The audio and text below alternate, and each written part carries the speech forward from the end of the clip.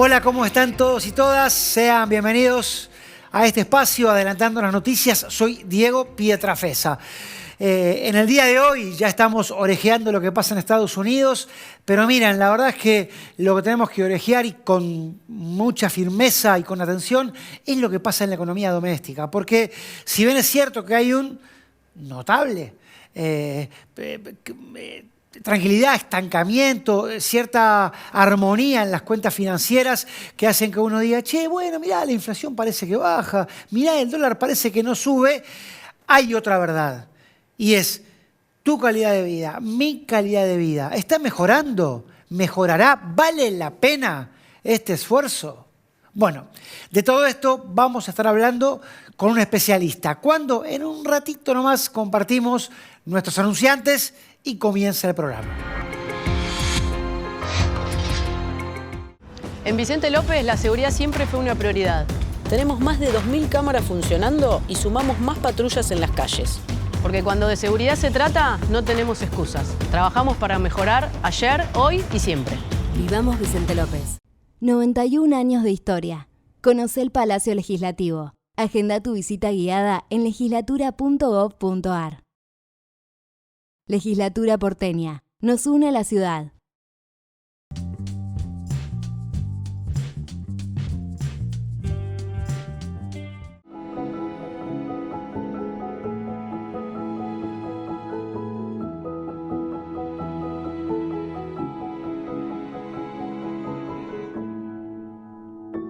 ARBA, Agencia de Recaudación de la Provincia de Buenos Aires.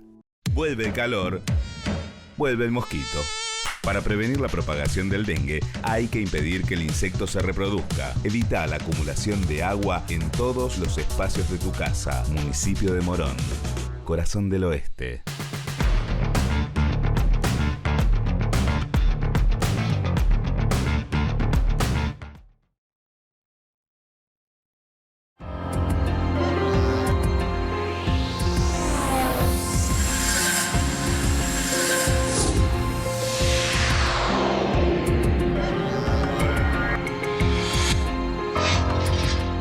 Como le prometimos, el tema de hoy será la economía y por eso le damos la bienvenida a Javier Okseniuk, que es director ejecutivo de la consultora LCG. Hola Javier, ¿cómo estás? Gracias por tu tiempo y por compartirlo con nosotros en este día.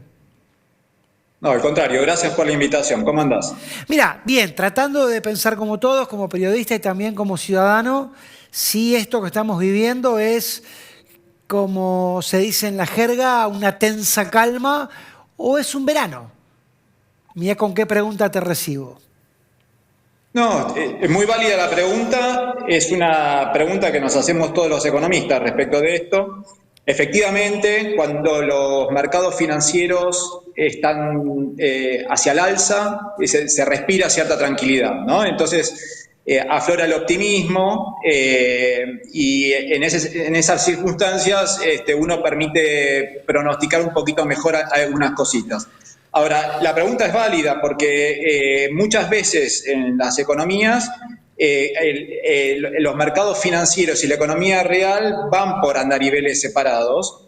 Entonces, la pregunta que nos hacemos muchos es ¿hasta qué punto esta calma y estas mejoras en los mercados financieros se puede traducir a la economía real?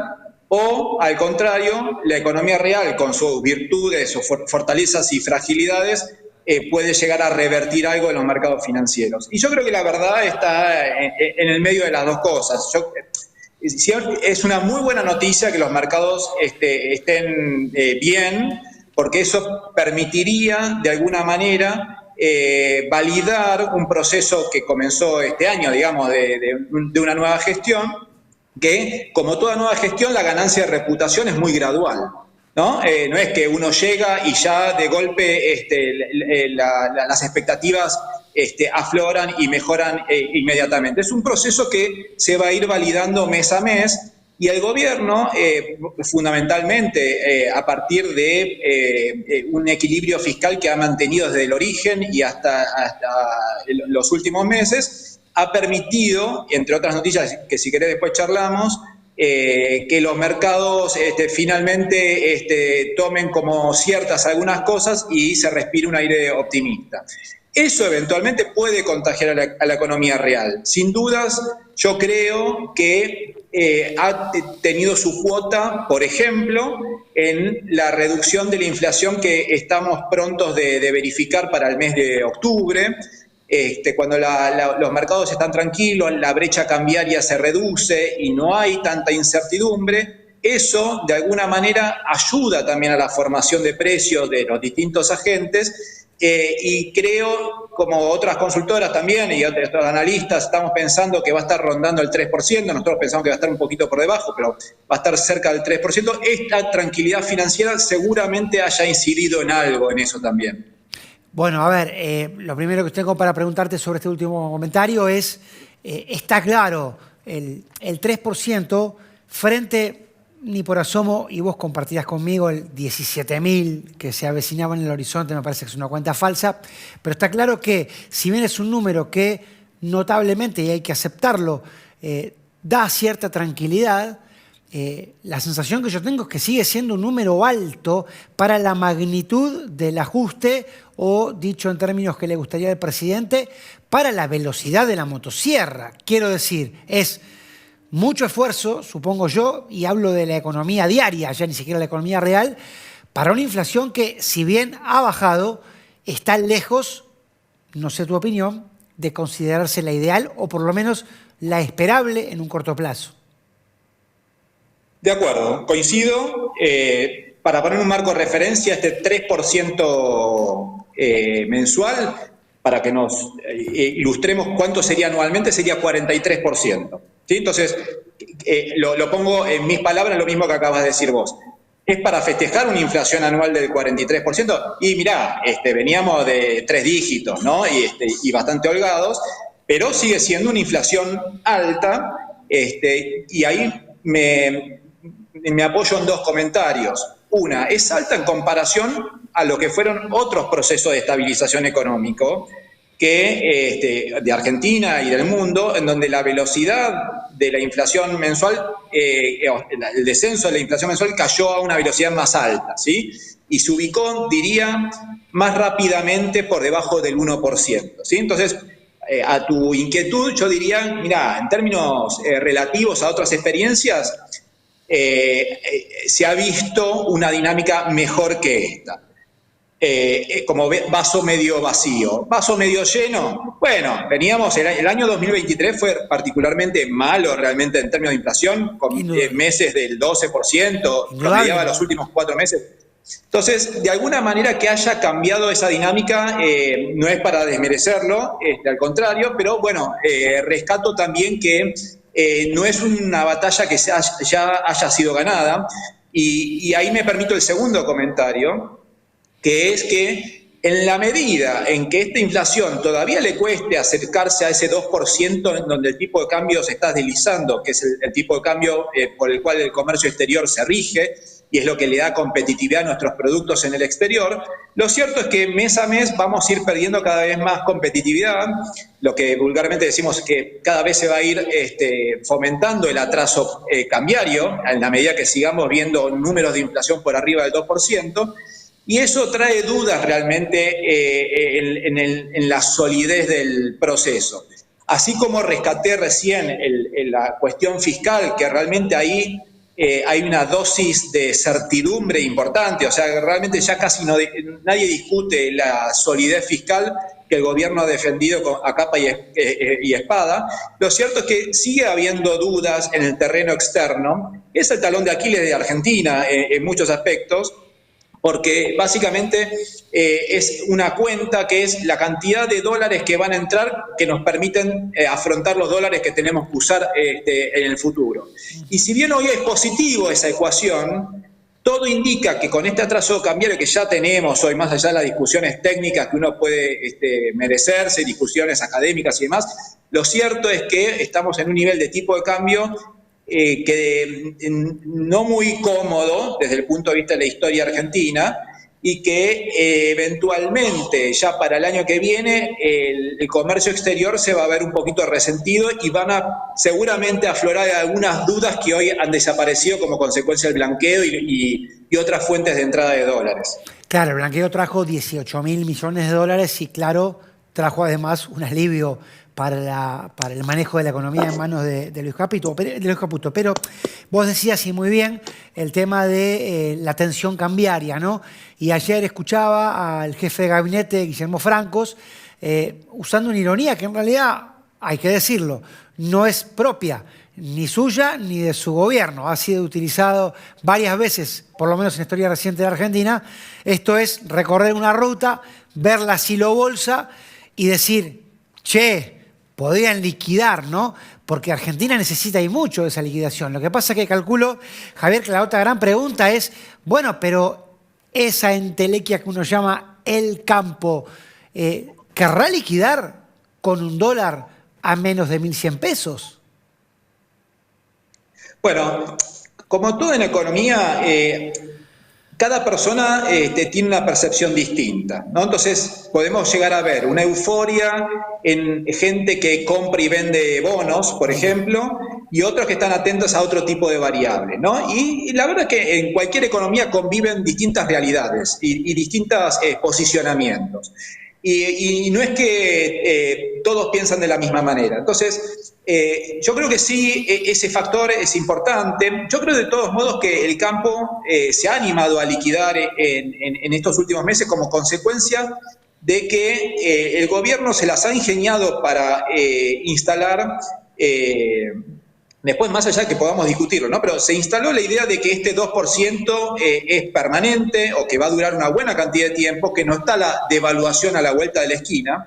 Y lo cierto es que distintos agentes, los financieros y en algunos casos también vinculados a la economía real, ha permitido acelerar algún ritmo de liquidación de algunos productos que estaban más a la expectativa, ¿no? No digo que haya sido completo, porque realmente todavía queda por vender. Algo se ha destrabado, pero si todavía queda alguna incertidumbre respecto de eso es porque básicamente no todos piensan de la misma manera respecto de la sostenibilidad de este marco cambiario de acá, por ejemplo, a las elecciones del año que viene. Entonces, ahí hay siempre dudas.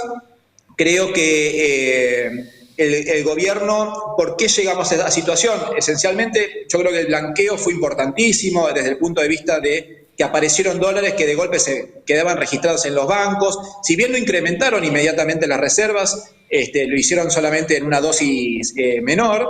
Lo cierto es que ya todos saben que eso gradualmente se va a ir verificando en una cantidad de reservas internacionales más grandes en las próximas semanas o meses, como consecuencia del blanqueo. El gobierno también se las ha ingeniado para meter mensajes desde el punto de vista que está a la vuelta de la esquina, conseguir algún financiamiento del exterior en forma de un préstamo sindicado de un conjunto de bancos o un RIPO o lo que sea. Entonces, eso permitió a varios considerar que esta paridad o cuasi paridad cambiaria se va a mantener por lo menos una buena cantidad de meses, ¿no? Después uno puede discutir, yo creo que a futuro, creo que esta paz cambiaria que estamos viendo y financiera en general, en la medida en que el comercio exterior, que hoy es positivo y se sigue verificando positivo en el mercado de bienes, pero se va achicando mes a mes, al mismo tiempo que los servicios, básicamente vamos a resumirlo, turismo va a ser cada vez más grande, el turismo emisivo. Entonces, conjugando las dos cosas, yo creería que en los meses de enero y febrero alguna noticia no tan buena en el terreno internacional va a aparecer.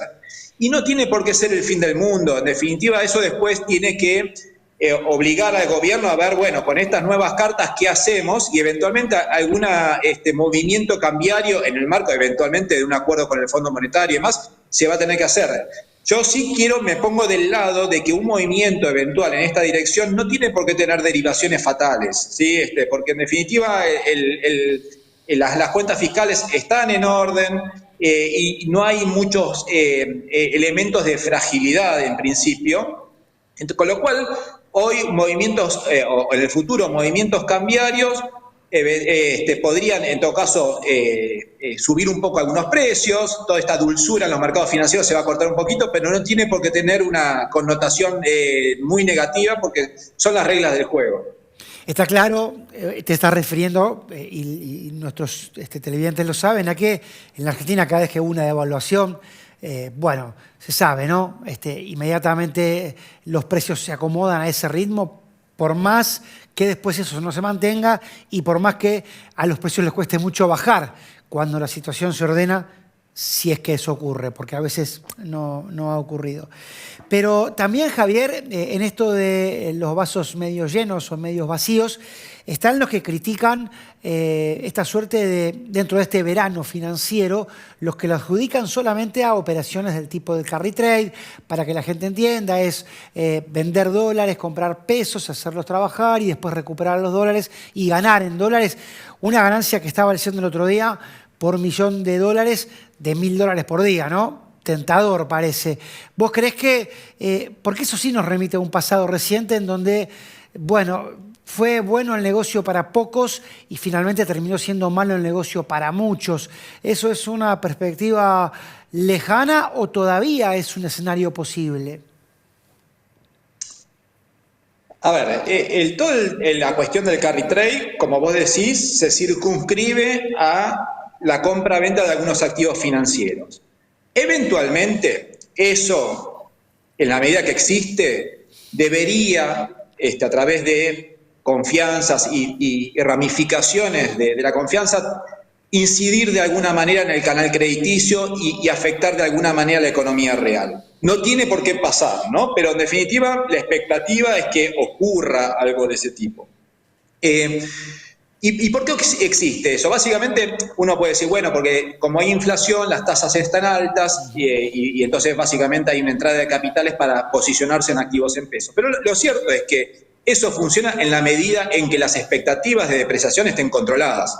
Es donde ahí el argumento del gobierno, el argumento que dice este 2% se mantiene hasta una buena cantidad de meses, es lo que propicia que esas tasas de interés en pesos que rondaban el 4%, un poco menos, dependiendo del activo financiero, superen esa expectativa de depreciación. O incluso se le suma una expectativa de apreciación, porque acá realmente lo que vale son los dólares financieros, claro. Y si hay una expectativa de apreciación de muy corto plazo, a la tasa de pesos hay que considerar también la tasa de apreciación del dólar.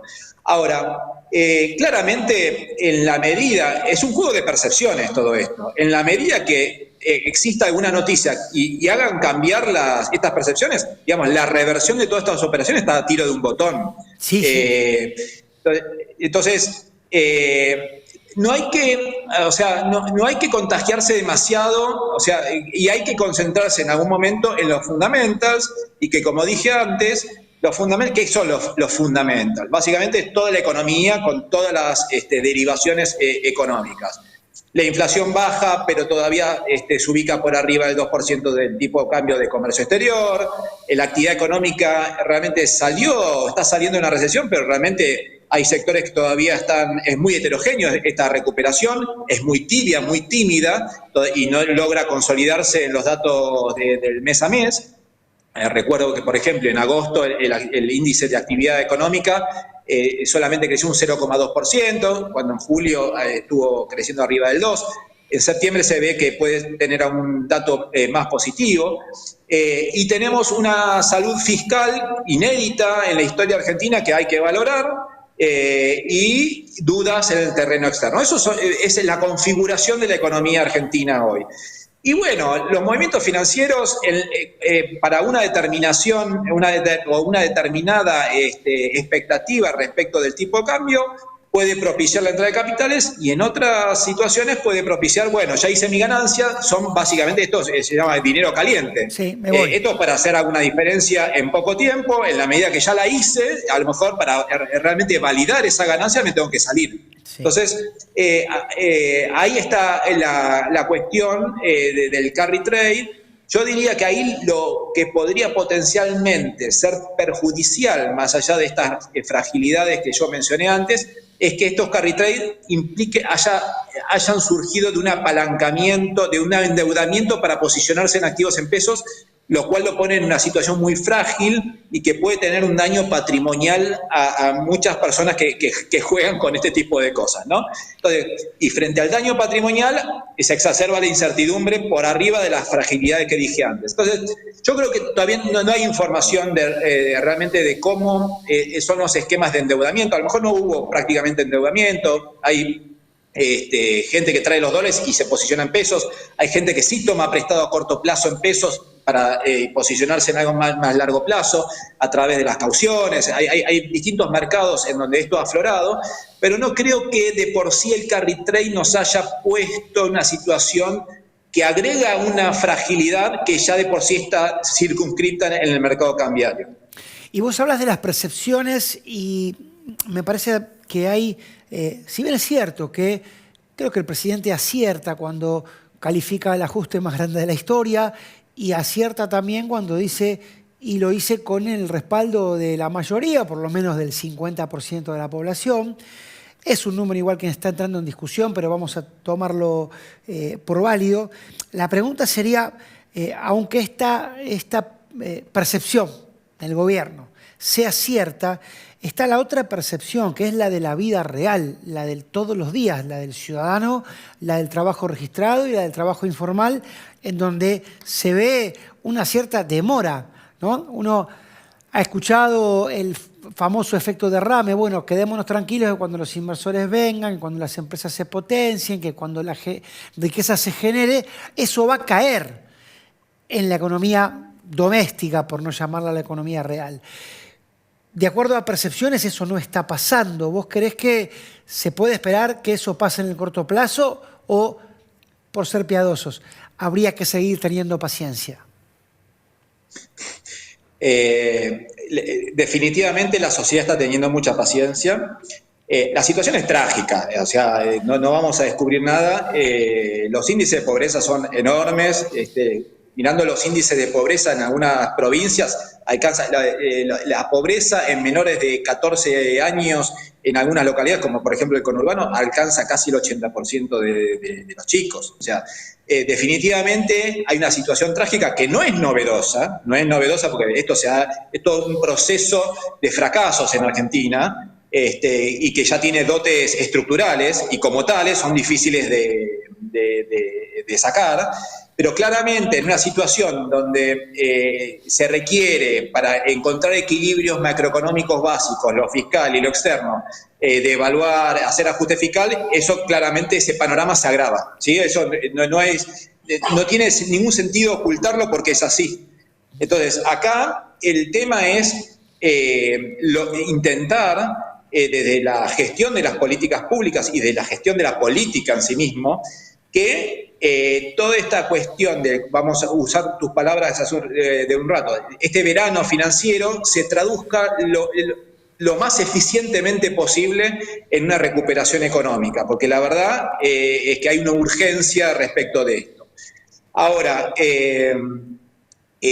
como vos decís, hay un panorama social que tiene un nivel de tolerancia por ahora positivo y aparentemente que se está aguantando.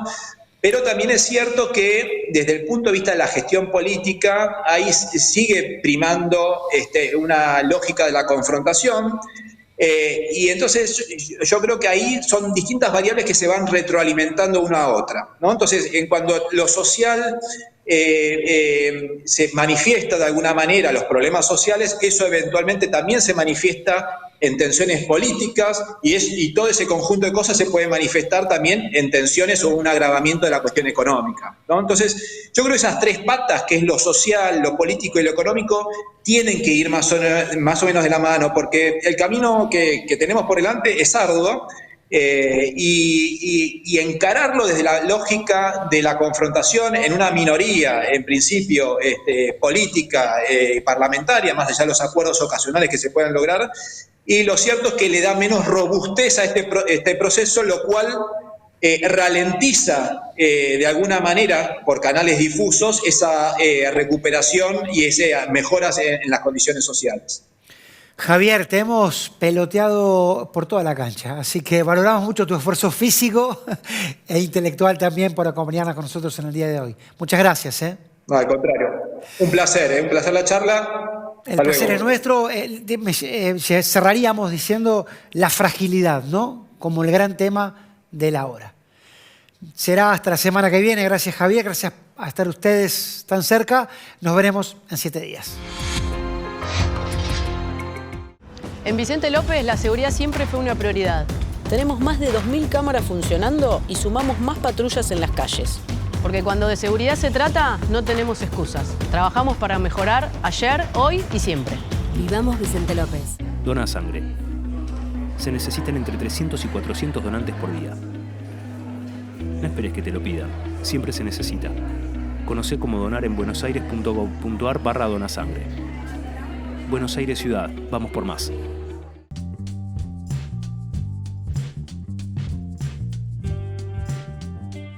Vuelve el calor, vuelve el mosquito. Para prevenir la propagación del dengue, hay que impedir que el insecto se reproduzca. Evita la acumulación de agua en todos los espacios de tu casa. Municipio de Morón, corazón del oeste.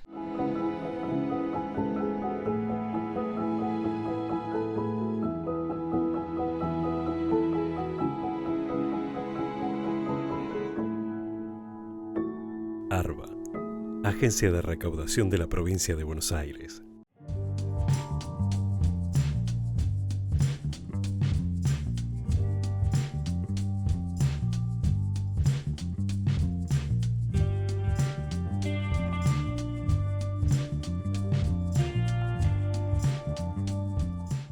...91 años de historia. Conoce el Palacio Legislativo. Agenda tu visita guiada en legislatura.gov.ar. Legislatura porteña. Nos une a la ciudad.